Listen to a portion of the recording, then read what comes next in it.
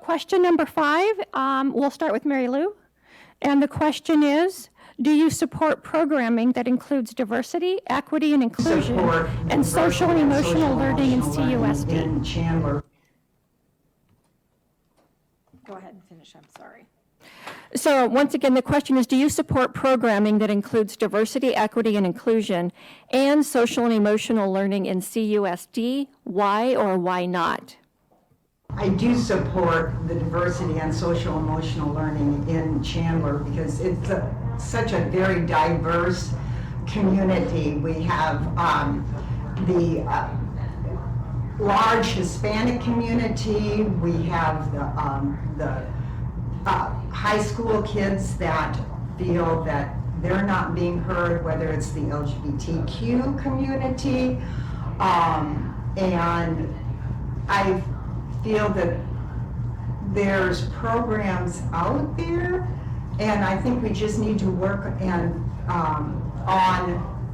expanding the programs for the diverse population that Chandler, has. I mean, it is a very diverse community. Okay, Charlotte. And that's a loaded question, but I will, exactly, but I will say, I support open, honest, and direct communication at all levels. So, for our K through 6 children, I think that the best social emotional learning happens through free play. I mean, I even had someone tell me once when I was putting my kindergartner on the bus, the best social skills class is the bus, So, so I definitely support social emotional learning in that aspect. When it comes into your middle school and high school, we have to foster a community where children can have that open, honest, and direct dialogue and have those difficult conversations. So that is the community that I would foster in our district. Thank you. Kurt? Yeah, regarding SEL, I mean, people need to understand it's now a state statute that we have to have this in our curriculum. There's not a lot of detail about how it's supposed to manifest itself, but I would say this, I think the goal should be to be as apolitical as possible as we address these things. This has to be about character and how people treat each other. And being in the schools with the kids, they really didn't care about race. They cared about how people behaved towards them. That's, I think, what the real focus needs to be, and maybe pull back from some of the other things that we've done here. Some people think we should look at everything through the lens of racism. No, we don't. No, we don't.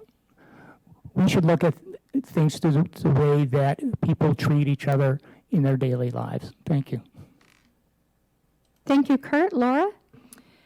I think the 2 core questions when we're looking at diversity, equity, and inclusion, all 3 of those, are that we have to look at the curriculum, the materials that we are providing our students, and do they reflect those who are using them? Is the curriculum helping to support our students so that they're prepared for the global society that they will be becoming a part of?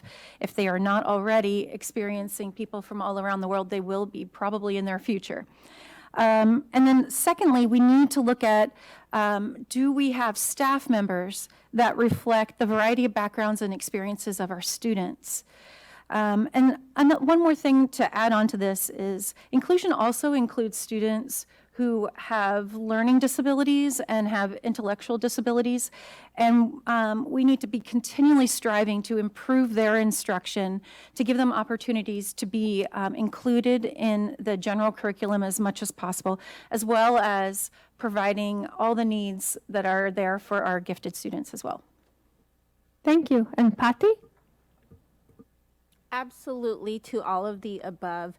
In fact, one of the main issues in my campaign is supporting the whole child education, which encompasses beyond academics, the social and emotional component along with mental health. Our job here in our district is to produce the best kids we can. That means meeting them where they're at and addressing all of their needs in order for them to reach their full potential. By recognizing and celebrating our differences and our real history, we will better be set up to produce excellence in our students. And I'm incredibly proud to be the only woman of color on this ticket and make history by being the first Latina elected to CUSD's school board, where 30% of our children are Latino and over half of our students are now non-white identifying. Thank you. Thank you very much. Okay, we're right. Advocate for would be fixing the limit, so excluding the Prop 301 money. And I don't disagree that it is very difficult for the districts to be given a budget and then not have access to that budget if it exceeds the aggregate expenditure limit. But what I would advocate for would be fixing the limit, so excluding the Prop 301 money as it used to be, but then wasn't upon renewal, and then updating the calculation to be more reflective of our times. That way the state legislature can then give a budget that falls within the aggregate expenditure limit, because it is untenable for the district to be given a budget and then Lucy with the football have it taken away. But we cannot totally abandon that taxpayer protection either. We need to fix the limit. Thank you. Kurt? Yeah, the one I was most interested in was that there were finally some restrictions put in on CRT type doctrine in the schools. Now, yeah, I know it's only taught in law schools and la-di-da-di-da, but you know, if it walks like a duck and talks like a duck, it's probably a duck. So judging kids based on their race and then separating them into groups and calling one oppressed and one oppressor, that needs to stop. They're kids. And I can tell you, being in the schools, they don't really care about this. So there are a couple of things in there, holding kids responsible because of their race for things that happened decades ago or even centuries ago. You know, holding kids morally responsible for things that other people do in their race. We shouldn't be judging kids this way. Let them be kids. And I'm really glad the legislature finally got this right. Thank you.